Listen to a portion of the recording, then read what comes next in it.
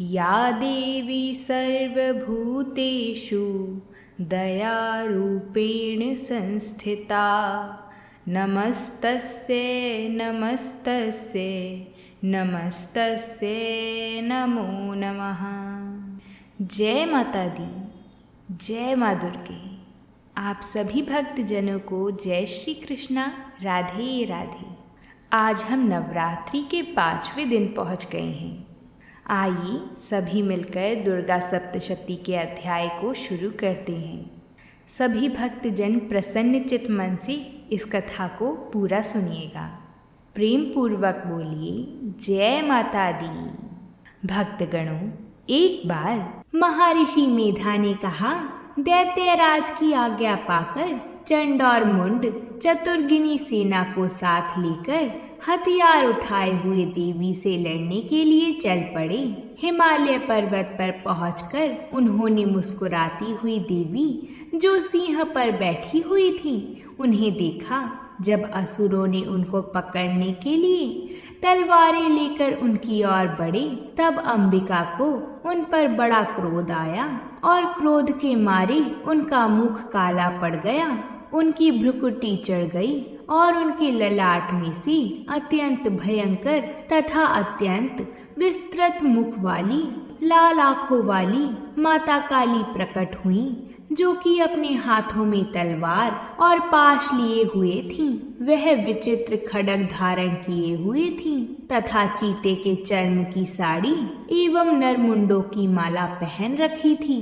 उसका मांस सूखा हुआ था और शरीर केवल हड्डियों का ढांचा था, और जो भयंकर शब्द से दिशाओं को पूर्ण कर रही थी, वह असुर सेना पर टूट पड़ी और दैत्यों का भक्षण करने लगी। वह पार्श्व रक्षकों, अंकुशधारी महावतों, हाथियों पर सवार योद्धाओं और घंटा सहित हथियारों को एक हाथ से पकड़कर अपने मुंह में डाल रही थी, और इसी प्रकार घोड़ों, रथों, सारथियों व रथों में बैठे हुए सैनिकों को अपने मुंह में डालकर भयानक रूप से चबा रही थी।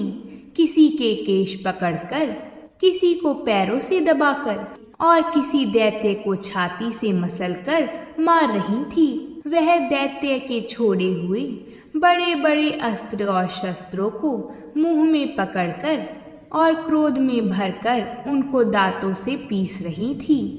उन्होंने कई बड़े बड़े असुरों का भक्षण कर डाला था, कितनों को रौंद डाला था और कितने ही उनकी मार के मारे भाग गए। कितनों को उन्होंने तलवार से मार डाला, कितनों को अपने दांतों से समाप्त कर दिया, और इस प्रकार से देवी ने क्षण भर में संपूर्ण दैत्य सेना को नष्ट कर दिया।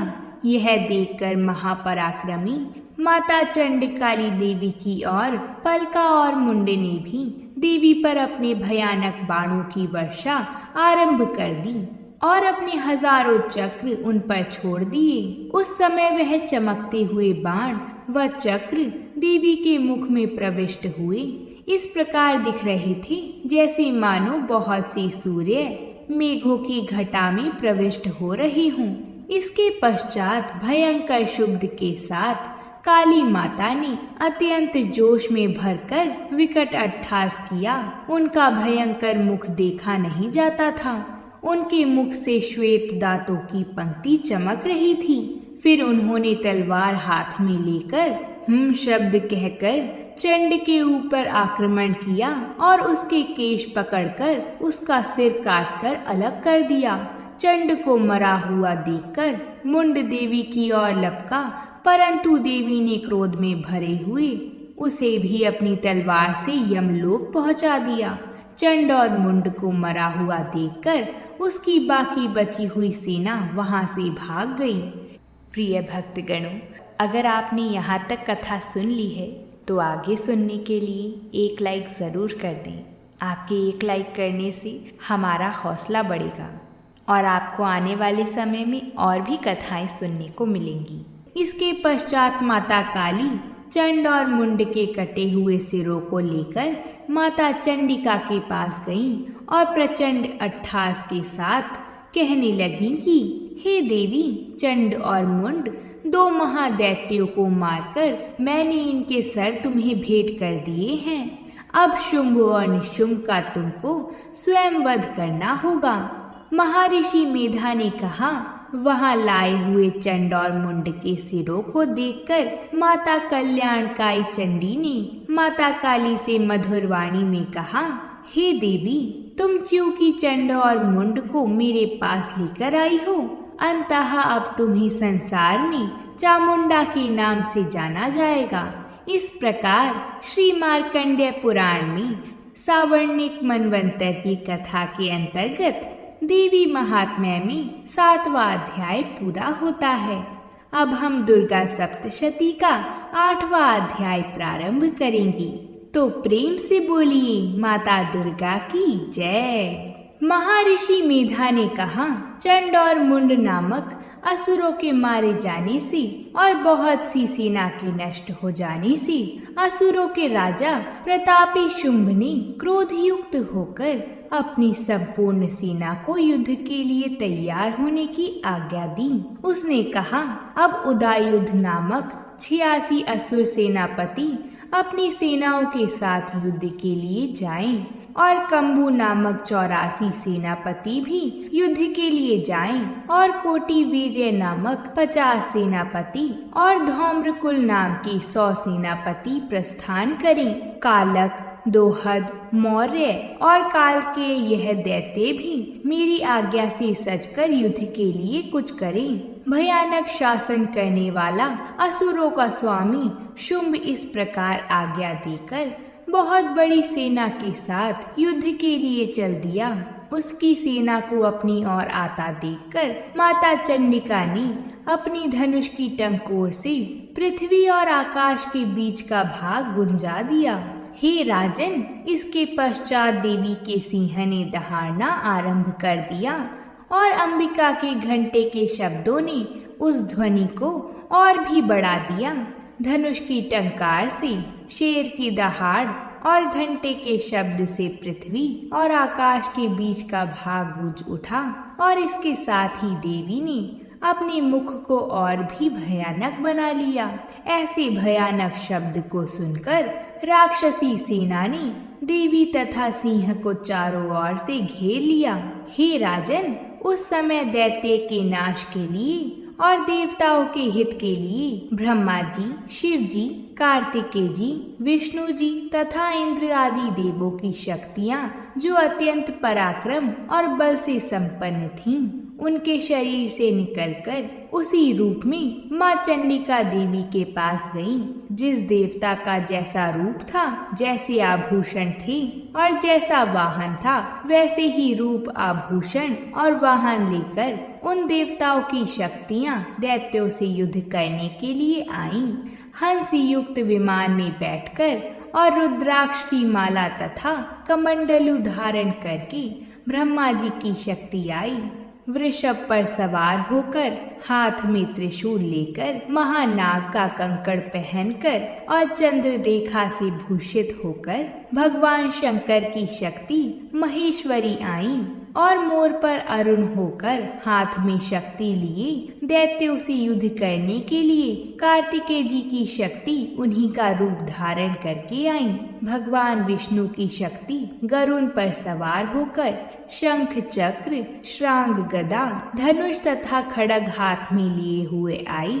श्री हरि की शक्ति वराही वराह का शरीर धारण करके आई और नरसिंह के समान शरीर धारण करके उनकी शक्ति नारसिंह भी आई। उनके गर्दन के झटकों से आकाश के तारे टूट पड़ते थे और इसी प्रकार देवराज इंद्र की शक्ति इंद्री भी ऐरावत के ऊपर सवार होकर आई। इसके पश्चात इन देव शक्तियों से घिरे हुए भगवान शंकर ने माता चंडिका से कहा, मेरी प्रसन्नता के लिए तुम शीघ्र ही इन असुरों को मारो। इसके पश्चात देवी के शरीर में से अत्यंत उग्र रूप वाली और सैकड़ों गिद्धड़ियों के समान आवाज करने वाली माता चंडिका शक्ति प्रकट हुई।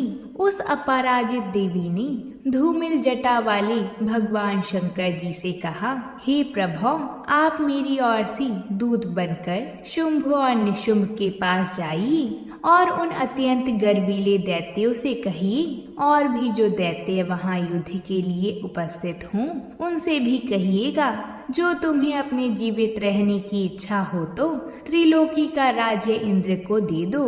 देवताओं को उनका यज्ञ भाग मिलना आरंभ हो जाए और तुम पाताल को लौट जाओ। किंतु यदि बल के गर्व से तुम्हारी लड़ने की इच्छा हो तो तुम आ जाओ। तुम्हारे मांस से मेरी योगिनियां तृप्त होंगी। क्योंकि उस देवी ने भगवान शंकर को दूत के कार्य में नियुक्त किया था, इसलिए वह संसार में शिवदूती के नाम से विख्यात हुई। भगवान शंकर से देवी का संदेश पाकर उन दैत्यों के क्रोध का कोई आर पार न रहा और वह जिस स्थान पर देवी विराजमान थी वहां आ पहुंची और जाने के साथ ही उन पर बाणों और शक्तियों की वर्षा करने लगी। देवी ने उनके फेंके हुए बाणों, शक्तियों, त्रिशूल और फरसों को अपने बाणों से काट डाला और माता काली देवी उन देवी के साथ आगे खड़ी होकर शत्रुओं को त्रिशूल से विदीर्ण करने लगी और खटवांग से कुचलने लगी। ब्राह्मणी जिस तरह दौड़ती थी उसी तरह अपने कमंडलू का जल छिड़क कर दैत्यों के वीर्य व बल को नष्ट कर देती थी और इसी प्रकार महेश्वरी त्रिशूल से, वैष्णवी चक्र से और अत्यंत कोप वाली कौमारी शक्ति द्वारा असुरों को मार रही थी और ऐन्द्री के बाजू के प्रहार से सैकड़ों दैत्य रक्त की नदियां बहते हुए पृथ्वी पर सो गए। वराही ने कितने ही राक्षसों को अपने थुतुन द्वारा मृत्यु के घाट उतार दिया था।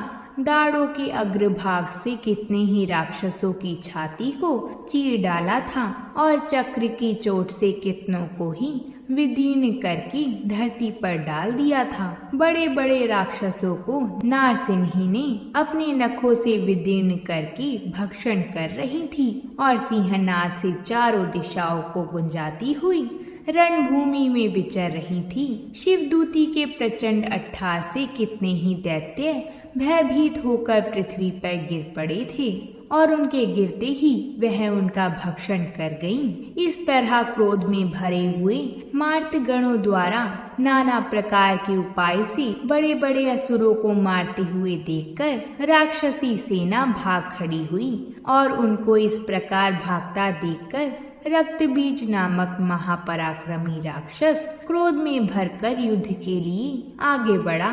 उसके शरीर से रक्त की बूंद पृथ्वी पर जैसे ही गिरती थी तुरंत वैसे ही शरीर वाला तथा वैसा ही बलवान दैत्य पृथ्वी से उत्पन्न हो जाता था।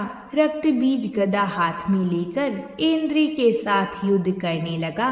जब ऐन्द्री शक्ति ने अपने वज्र से उसको मारा तो घायल होने के कारण उसके शरीर से बहुत सा रक्त बहने लगा और उसकी प्रत्येक बूंद से उसके समान ही बलवान तथा महापराक्रमी अनेकों दैत्य भयंकर रूप से प्रकट हो गए।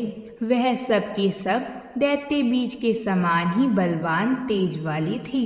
वह भी भयंकर अस्त्र और शस्त्र लेकर देवियों के साथ लड़ने लगी।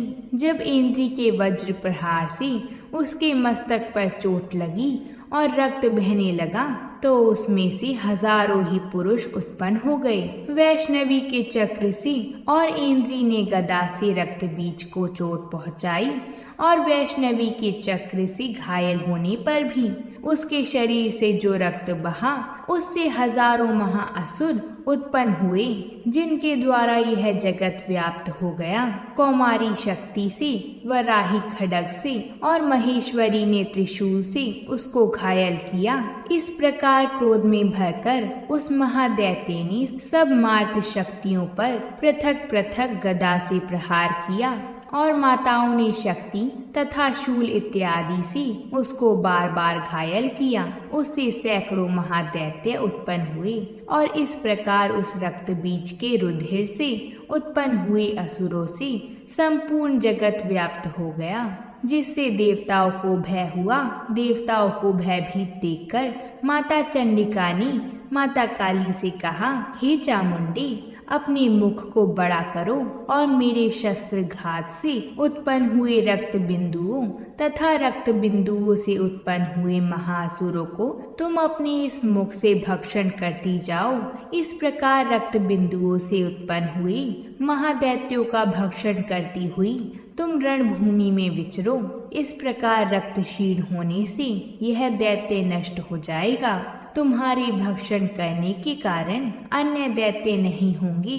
माता काली से इस प्रकार कहकर माता चंडिका देवी ने रक्त बीज पर अपने त्रिशूल से प्रहार किया और माता काली देवी ने अपने मुख में उसका रक्त ले लिया। तब उसने गदा से माता चंडिका पर प्रहार किया। प्रहार से माता चंडिका को तनिक भी कष्ट ना हुआ, किंतु रक्त बीज के शरीर से बहुत सा रक्त बहने लगा।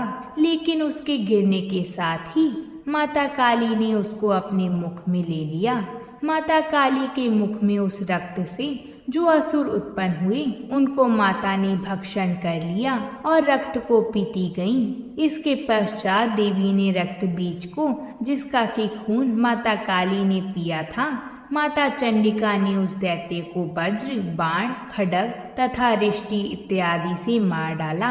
हे राजन, अनेक प्रकार के शस्त्रों से मारा हुआ और खून से वंचित वह महादैत्य रक्त बीज पृथ्वी पर गिर पड़ा।